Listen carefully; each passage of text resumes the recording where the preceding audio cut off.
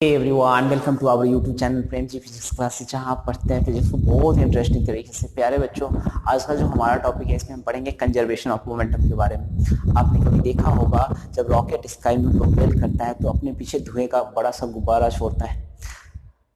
इसके पीछे का रीजन क्या है वो एक्सप्लेन करेगा कंजर्वेशन ऑफ मोमेंटम। आपने ऐसा देखा होगा कि जब एक बड़ा ट्रक एक छोटे से कार को टक्कर मारता है तो छोटा कार जिस रेशियो में वेलोसिटी गेन करता है उसी रेशियो में बड़ा सा ट्रक अपना वेलोसिटी लूज करता है। ये जो प्रोसेस होता है इसको हम एक्सप्लेन करते हैं कंजर्वेशन ऑफ मोमेंटम से। हम एक एक करके सारे टॉपिक्स को बारी बारी से क्लियर करेंगे, लेकिन इससे पहले ये जानेंगे कि कंजर्वेशन ऑफ मोमेंटम होता क्या है। तो कंजर्वेशन ऑफ मोमेंटम का स्टेटमेंट लिखते हैं। ओके, टोटल मोमेंटम, एक एक बात को समझेंगे। पहले एक बार लिख लेते हैं। Total momentum of an isolated system remains constant. System remains constant. किसी भी आइसोलेटेड सिस्टम का जो टोटल मोमेंटम है वो क्या होता है, कांस्टेंट होता है। आइसोलेटेड सिस्टम किसे कहते हैं, एक्सप्लेन करते हैं। पहले एक बार लिख देते हैं। If no external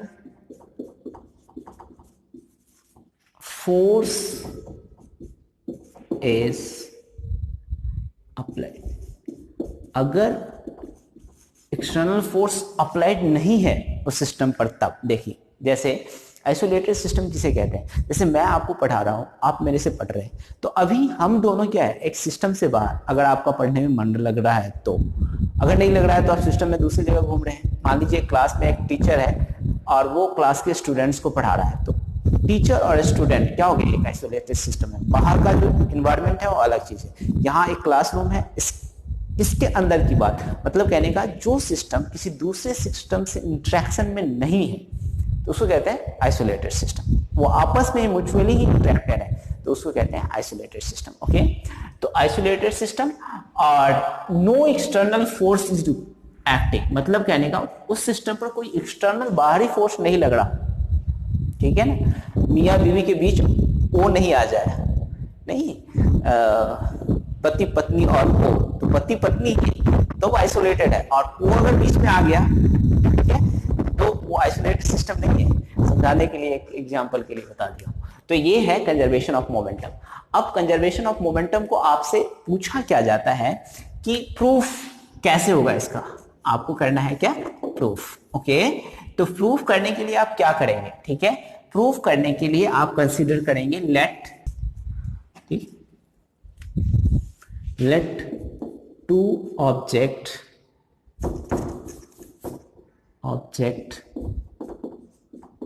of mass m1 and m2 are moving with initial velocity u1 and u2. okay, after collision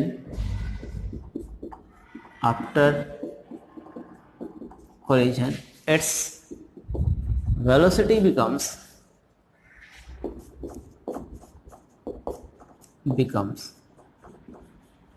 v1 and v2। Okay, collision के बाद इसकी जो वेलोसिटी हो जाती है वो कितनी हो जाएगी, v1 एंड v2। ओके, ये है m1 मास एंड ये है m2,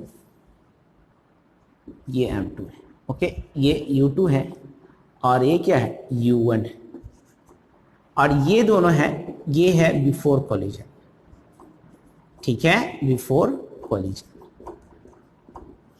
और ये कॉलिजन के बाद यहां टकराता है, ठीक है, और यहां इसकी ये m1 है और ये m2, ठीक है। ये क्या है, ड्यूरिंग कॉलिजन,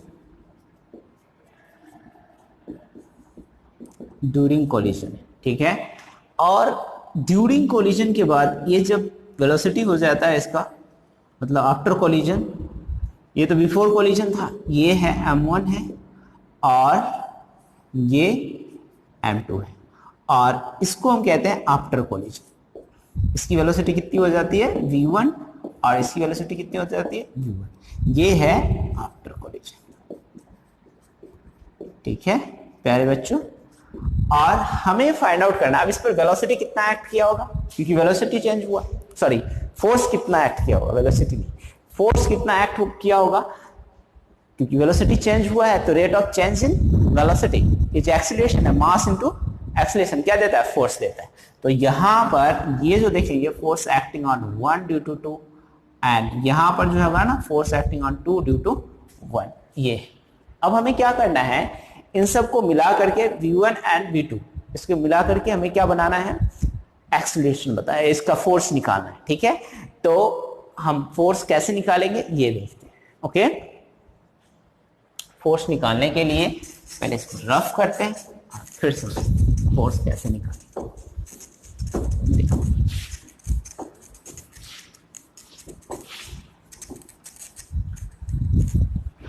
ये जो है ना फोर्स निकालने की उसको समझते हैं। देख यहां पर ऊपर रफ तो कर दिया लेकिन वो गीला होगा भी। देखिए ये जो है ना यहां पर अगर फोर्स निकालना है, ये जो है मैंने लिखा है F12, इसका मतलब क्या होता है, force acting on 1 due to 2, force acting on 2 due to 1। तो force acting on 1 due to 2 इसको लिखते हैं, एक बार मैं लिख देता हूं ताकि आपको याद रहे।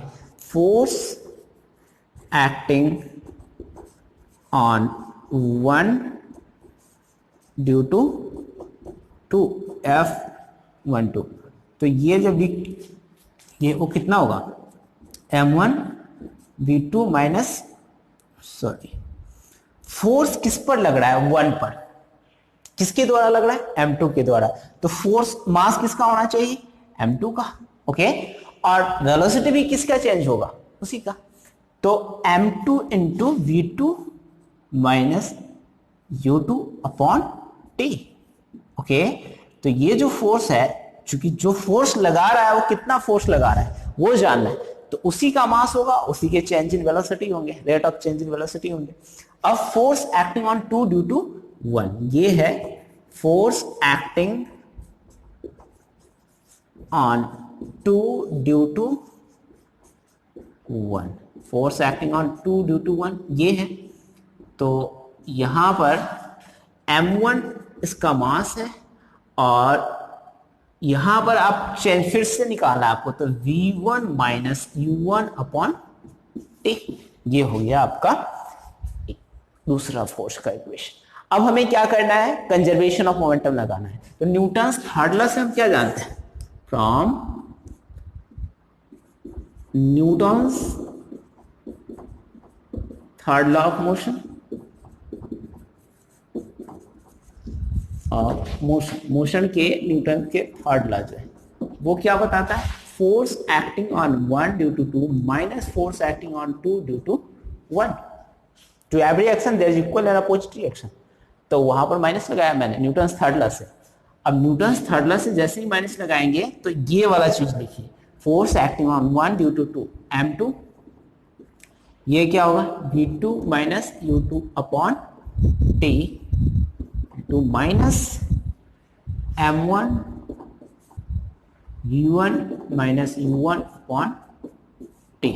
ओके, अब हमें क्या करना है, इसको ये निकाल करके और यहां से t को हम कैंसिल कर सकते हैं और m2 v2 minus u2 minus m1 v1 minus u1 इतना है। तो ये क्या है, इसको मल्टीप्लाई करेंगे m2 v2 minus m2 u2 minus m1 v1 plus m1 u1। Okay, अब इसको सॉल्व कीजिए और इसकी वैल्यू को लिखिए। तो आप पहले क्या कीजिए कि u1 वाले को इधर ले आके आ जाइए और यहाँ पर मैं कर देता हूँ इसको, मैं जैसे हम कर सकते हैं क्या कि नीचे ही ले लो ताकि दिखाई दे, और ये मैं डायग्राम को रखना चाहता हूँ, ये समझाना है मुझे कुछ, तो इसको मैं रफ कर देता हूं।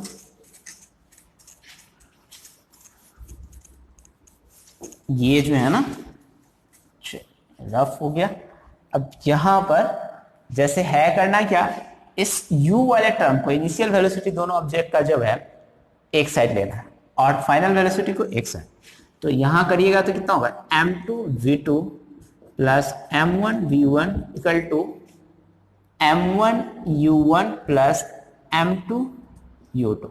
ये है तो इनिशियल मोमेंटम सारे एक जगह ले लीजिए, m1 u1 plus m2 u2 equal to m1 v1 plus m2 v2।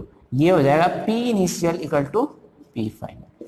ये है आपका कंजर्वेशन ऑफ मोमेंटम।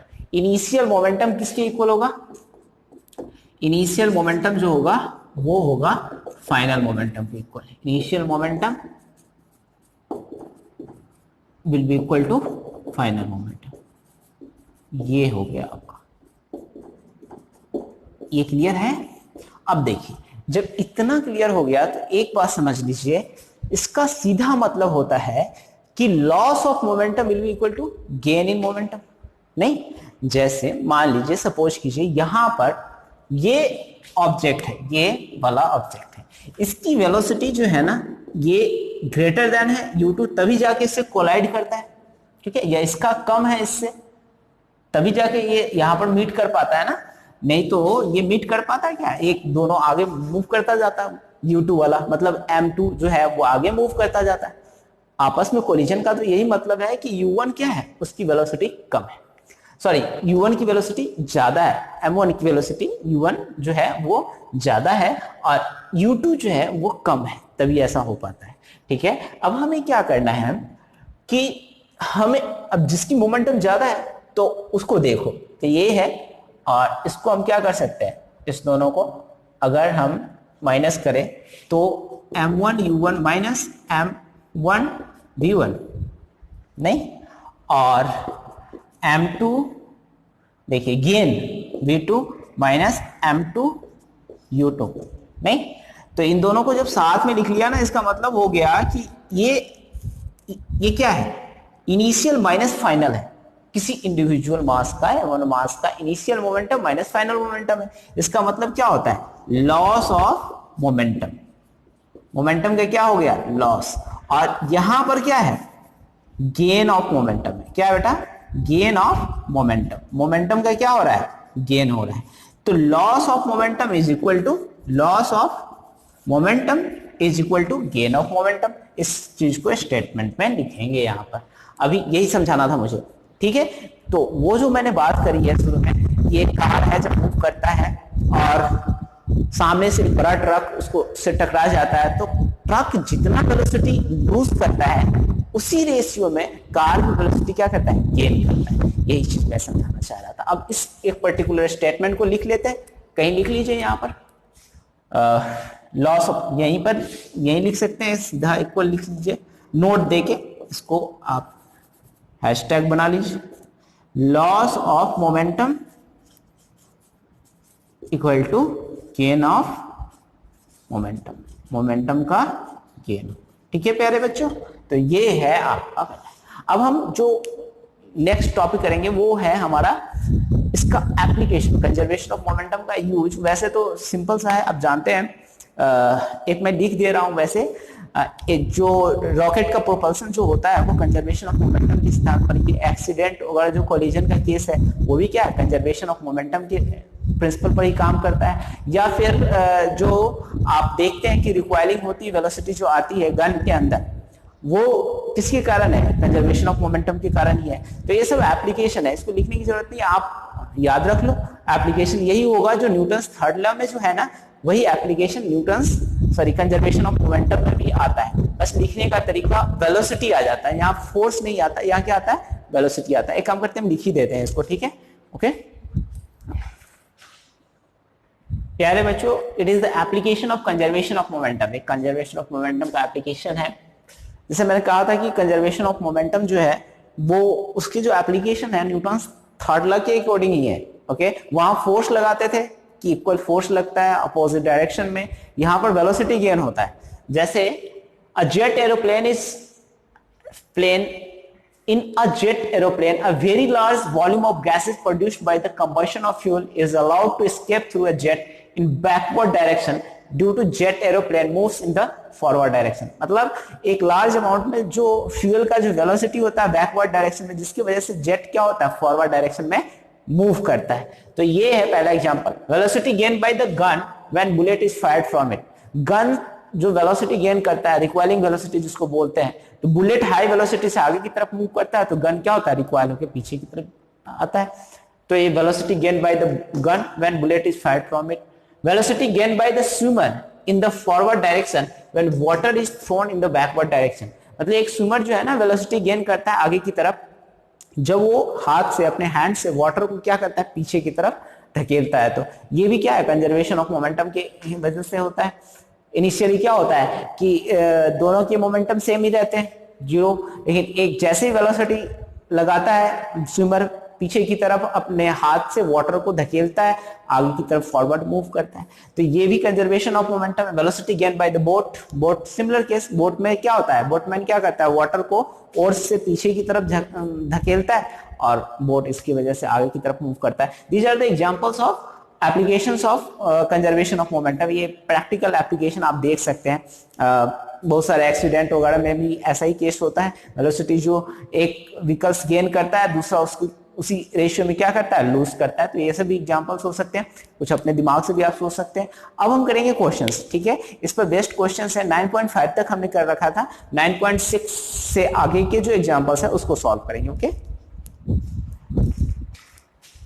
ये क्वेश्चन है 9.6. प्यारे बच्चों, इसमें क्या है कि क्या तरीका है वो बताओ मुझे. पहले हम क्या करते हैं, थ्योरी पढ़ लेते हैं कंजर्वेशन ऑफ मोमेंटम, ठीक है. न्यूमेरिकल सॉल्व करने का स्टेप्स बता देता हूं. अब जिस पर बेस्ड न्यूमेरिकल है उसकी थ्योरी तो पहले पढ़ना होगा. तो कंजर्वेशन ऑफ मोमेंटम पढ़ ली, अब उस पर बेस्ड न्यूमेरिकल सॉल्व करेंगे. तो पहले जो गिवन है वो लिखेंगे और क्या निकालना है ये भी लिखेंगे. तो पहले गिवन क्या है बताओ मुझे. मास ऑफ बुलेट, मतलब हम मान रहे हैं m1 मास है बुलेट का. ओके, तो 20 ग्राम. 20 ग्राम को अगर आप केजी में कन्वर्ट करेंगे तो कितना करेगा, 20 इंटू 10 की पावर माइनस 3 केजी, नहीं. और fired with A velocity of इतना. इनिशियल वेलोसिटी जो है वो तो जीरो ही है, और गन का भी जो मास है वो लिख लीजिए, यहां पर m2 ही लिखिए. और ये कितना है, 2 kg है. ओके, तो 2 kg को तो कन्वर्ट करने की जरूरत ही नहीं है, ठीक है. मिलीग्राम में था, ग्राम में था तो उसको कर लिया. ये U2 है और U2 की वेलोसिटी कितनी है, 0 है.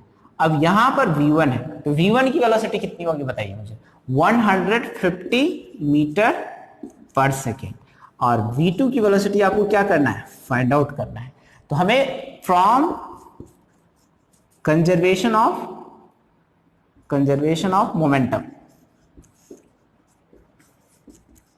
मोमेंटम के कंजर्वेशन से आप क्या पढ़ते हैं, देखिए, m1 u1 plus m2 u2 equal to m1 v1 plus m2 v2. यही तो है कंजर्वेशन ऑफ मोमेंटम. अब देखो, इनिशियल जो मोमेंटम होगा टोटल किसका, बुलेट एंड गन का, उनका जो मोमेंटम होगा वो कितना होगा. तो ये 20 इंटू 0, 2 इंटू 0, टोटल क्या हो जाएगा, इनिशियल मोमेंटम तो रेस्ट में ही. जब फायर होता है तब रिक्वायरिंग वेलोसिटी गेन करता है, बुलेट भी आगे की तरफ और पीछे की तरफ गन, तो उसको कहते हैं रिक्वायरिंग वेलोसिटी. तो यहां पर ये जो है ना m1 की वैल्यू कितनी है, 20 इंटू 10 की पावर माइनस 3 इंटू v1 की वैल्यू जो होगी वो कितनी होगी, 150 प्लस m2 की वैल्यू तो कितनी लिखेंगे आप, 2 इंटू v2 जो है उसको फाइंड आउट करना है. तो यहां पर ये जो है इसको मल्टीप्लाई करना है. तो इसको मल्टीप्लाई करोगे 15 2 जा 30, तो 30 ये हो गया, और 3000 इंटू 10 की power minus 3 plus 2 into v2. Okay, तो ये हो गया आपका कंसेप्ट. अब हमें क्या करना है, इसको लेना है यहाँ पर, तो 0 3 इंटू 2 इंटू v2. ओके, अब इस पे हमें v2 की वैल्यू निकालनी है, सॉरी यहाँ पर प्लस होगा. ओके, तो अगर हम वेलोसिटी निकाले 2v2 इक्वल टू माइनस 3 तो v2 इक्वल टू कितना होगा बेटा, v2 इक्वल टू हम लिख सकते हैं -3/2 -1.5। तो ये हो जाएगा आपका इतना मीटर पर सेकेंड, ये वेलोसिटी है। अब नेगेटिव साइन क्या बताता है, ये तो ठीक है 1.5 मीटर पर सेकेंड होगा, लेकिन अपोजिट डायरेक्शन को बताता है क्या, नेगेटिव साइन। तो मतलब कहने का अपोजिट डायरेक्शन किसको, जैसे अगर मान लीजिए कि आप ये मान रहे हैं कि बुलेट की वेलोसिटी इस डायरेक्शन में है, तो मतलब v1 इधर है तो v2 की वैल्यू कितनी होगी, अपोजिट डायरेक्शन में, ठीक है। तो उसके अपोजिट, बुलेट के अपोजिट, ठीक है। तो velocity of gun will be opposite to the velocity of bullet के, ओके। तो ये हो जाएगा आपका रिक्वायर्ड 9.6 का केस है। अब हमें क्या करना है, 9.7 नंबर क्वेश्चन करना, ओके। देखो ये जो है ना क्वेश्चन थोड़ा सा बहुत प्यारा क्वेश्चन है ये। अब इसमें समझो, एक girl of mass 40 kg jumps with a horizontal velocity of 5 metre per second to a stationary cart. ये कार्ट है, मान लो सपोज करो, ये थोड़ा सा मुझे ऐसे ही बनाने आता है तो मैंने बना दिया है। अब तुम लोग समझ जाओ भावनाओं को, ठीक है। ये मत पूछना कि भावना कौन है, ठीक है। अब देखो यहां पर मान लो इसको हमने जंप, ये जो ये यहां से जंप करती है, ये रूफ है, और यहां से इसको इधर जंप करता है। तो इसकी जो हॉरिजॉन्टल वेलोसिटी है ना, वो कितनी है, 5 मीटर पर सेकेंड, ठीक है। मतलब कहने का हॉरिजॉन्टल का मतलब है जिस डायरेक्शन में मोशन होगा ना, उस डायरेक्शन में वेलोसिटी कितनी है, 5 मीटर पर सेकेंड, ओके। होता क्या है, जैसे ये ग्राउंड है ना, तो यहां से अगर तुम एच हाइट से जंप करा रहे हो तो मूवमेंट तो इसी डायरेक्शन में होगा ना, इस कार्ट का। ये कार्ट जो इसका व्हील है, ये आगे की तरफ मूव जो करेगा तो इसी डायरेक्शन में करेगा। तो यहां पर होता क्या है, ये जो गर्ल जो जंप करती है लड़की, इसमें आ जाती है, ओके। थोड़ा सा बड़ा बन गया, ये देखो स्टिक इमेज बनाते हैं, ठीक है, ऐसे। तो इसमें जब आ जाती है वो, तो ये पूरा कंबाइन एक वेलोसिटी बन जाएगा, और इसको हम v नेम देते हैं, ठीक है। मतलब कहने का समझ लो, गिवन m1 एक मास है जिसको कहते हैं 40 kg, ठीक है, m1 mass. Jumps in horizontal velocity with a horizontal velocity, मतलब ये u1 कितना है, 5 metre per second, okay. On stationary cart, stationary cart का मतलब क्या होता है, जीरो वेलोसिटी है, कार्ट की इनिशियल वेलोसिटी जो है वो जीरो है, लेकिन मास कितना है, m2। ये m2 जो है वो कितना है, 3 kg। अब हमें what is her velocity as the cart starts moving, जैसे ही कार्ट मोशन स्टार्ट करेगा तो उसकी वेलोसिटी कितनी हो जाएगी वो बतानी है। तो देखो v1 एंड v2 दोनों वेलोसिटी क्या हो जाएगा, सेम हो जाएगा। तो from conservation of momentum, momentum के कंजर्वेशन से क्या होगा, okay, conservation of momentum, m1 u1 plus m2 u2 equal to, क्या देखो, m1 v1 plus m2 v2, इतना होगा। अब ये m1 u1 m2 u2 इसको समझो, m1 40 है और u1 कितना है, 5 है, okay, plus m2 u2, m2 कितना है, 3 है, और u2 की वैल्यू कितनी होगी, 0, ओके। m1 v1 है, देखो m1 v1, तो 40 इंटू v1 की जगह पर क्या लिख सकते हैं, v प्लस 3 kg का कार्ट है। कुछ अलग सा नहीं लग रहा है कि गर्ल मास तो इसका इतना है, कार्ट की जो वेलोसिटी मास है वो 3 kg है, कम, बहुत कम, चलो कोई नहीं। अब ऐसा हो सकता है कार्ट में सिर्फ डब्बा रखा हुआ है, अब इसमें 3 kg का, जिससे 40 kg की तो खुद की है, और कार्ट जिस पर जंप करी वो 3 kg का है। वाह, चलो क्वेश्चन है, सॉल्व करना पड़ेगा। देखो इधर यहां m2 की वैल्यू कितनी है, 3 है इंटू v, ओके। अब हमें क्या करना है बेटा, इसको सॉल्व करना है। तो ये 40 इंटू 5 कितना होगा, 200, 0 प्लस 43v। अब ये v इक्वल टू कितना आप लिख सकते हैं, 2/43, नहीं। अब इसको सॉल्व करिएगा तो कितना आएगा, लगभग इसको 40 अगर रहता है तो 5 जा होता है, नहीं 4 पॉइंट कुछ करके आएगा। एक बार सॉल्व कर दूं, 43 इंटू 200, तो इसको जब सॉल्व करेंगे ना तो ये हो जाएगा आपका 4 जा, ठीक है, 5 जा तो ज्यादा हो जाएगा, ठीक है, तो 4 जा 4 3 जा 12 2 और 4 4 जा 16 एंड 1 17 108, ओके। और उसके बाद यहाँ 9 है तो 9 को कितना लिख सकते हैं 2, यहाँ 4 है इतना है।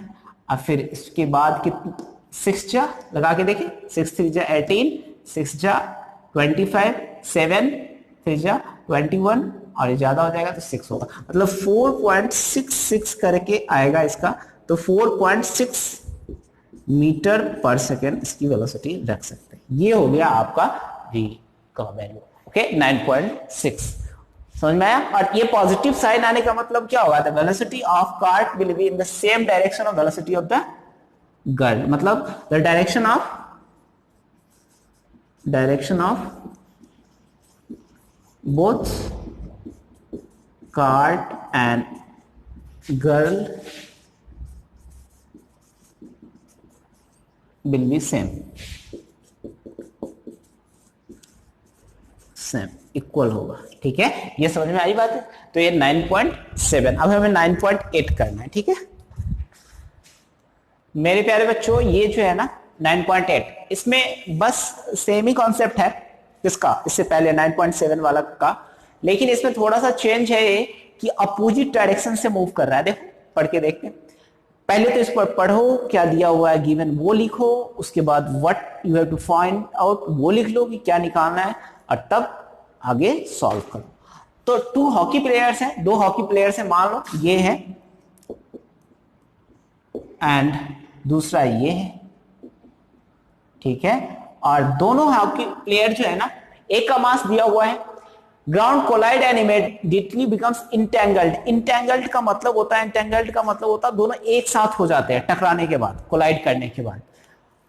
One has a mass of 60 kg and was moving with a velocity of 5 metre per second. M1 जो है, एक का जो मास है वो 60 kg का है और उसकी जो वेलोसिटी है वो कितनी है 5 मीटर पर सेकेंड। और M2 जो है वो कितना है, M2 दिया हुआ है 55 kg एंड U2 जो है वो कितना है 55 के साथ यहाँ पर 6 मीटर पर सेकेंड से मूव करना है। आपको फाइंड आउट करना है कि इंटेंगल्ड वेलोसिटी कितना होगा। अब देखो ये एक चीज लिखता है 55, एक तो है वाइल पहला का मास कितना है, one has mass of 60 kg and was moving with a velocity of 5 meter per second while the other has a mass of 55 kg and was moving faster with a velocity of 6 meter per second। 6 meter per second से move कर रहा है towards the first player, मतलब ये इधर move कर रहा है और ये इधर मूव कर रहा है। दोनों की वेलोसिटी क्या है, अपोजिट डायरेक्शन में। अपोजिट डायरेक्शन में है मतलब इसको अगर तुम पॉजिटिव मान रहे हो तो इसको तुमको क्या मानना पड़ेगा, नेगेटिव, क्योंकि अपोजिट डायरेक्शन में ले रहा है ना, तो ये आपको नेगेटिव मानना पड़ेगा। In which direction and with what velocity will they move after they becomes entangled? किस डायरेक्शन में और किस वेलोसिटी से वो मूव करने लग जाएंगे जब वो एक साथ हो जाएंगे, इकट्ठा हो जाएंगे। आप टकराने के बाद जब एक ही साथ मूव करने के तब assume that friction force acting between the two players and ground negligible। देखो ये लिखने की क्यों जरूरत पड़ी, क्योंकि एक्सटर्नल नेट एक्सटर्नल फोर्स जो है ना किसी सिस्टम में दोनों प्लेयर के बीच जीरो है, ये तभी कंजर्वेशन ऑफ मोमेंटम लग सकता है। ये मैंने पहले ही बता दिया था आपको। तो यहां पर m1 u1 निकालो, इनिशियल मोमेंटम इक्वल टू किसके होगा, फाइनल मोमेंटम के, और इनिशियल जो है ना m1 u1 plus m2 u2 equal to क्या हो जाएगा, m1 v1, v1 के जगह पर v, दोनों एक ही हो जाते हैं। देखो इधर v1 equal to v2 equal to v, और यही तुमको क्या करना है, फाइंड आउट करना है, ठीक है। तो v1 v लिख देता हूं मैं, m2 की जगह पर फिर v लिख देता हूं, और अब हम इसको सॉल्व करेंगे। m1 की जगह पर कितना लिखना है, 60 into 5 प्लस ये लिखेंगे 55 into माइनस का 6 equal to m1 plus m2। तो m1 प्लस m2, m1 की जगह पर कितना होगा 60 प्लस 55 इंटू वी। ओके, ये हो जाएगा आपका। अब इस पे हमें क्या करना है, इसको सॉल्व करना है। तो ये 60 इंटू 5 कितना हो जाएगा 300, माइनस का 6 5 जा कर लीजिए तो 30 होगा, 6 5 जा फिर 30 और 3 33, और यहां पर आप लिखेंगे तो कितना हो जाएगा 5 5 1 11, 6 and 5 11 इंटू वी। ओके, तो माइनस का 30 इंटू 115 वी इक्वल टू कितना हो जाएगा 30 अपॉन 115 इक्वल टू माइनस 0.26 इतना मीटर पर सेकेंड। ये हो जाएगा आपका वेलोसिटी। ओके, और ये वेलोसिटी जो है ना, ये बताता है कि जो फर्स्ट वाला का जो है, ठीक है, ये फर्स्ट वाला का जो वेलोसिटी है उसके अपोजिट वेलोसिटी से मूव करेगा। मतलब the direction of final velocity, the direction of, यहां लिखो, the direction of final velocity will be along the direction of first velocity। ये जो है ना along the direction of second player, first velocity नहीं, सेकेंड प्लेयर के direction में हो जाएगा फाइनल वेलोसिटी। मतलब कहने का ये अपने साथ लेके इसको आगे निकल जाएगा। ठीक है, तो ये हो गया 9.8 नंबर क्वेश्चन। ओके।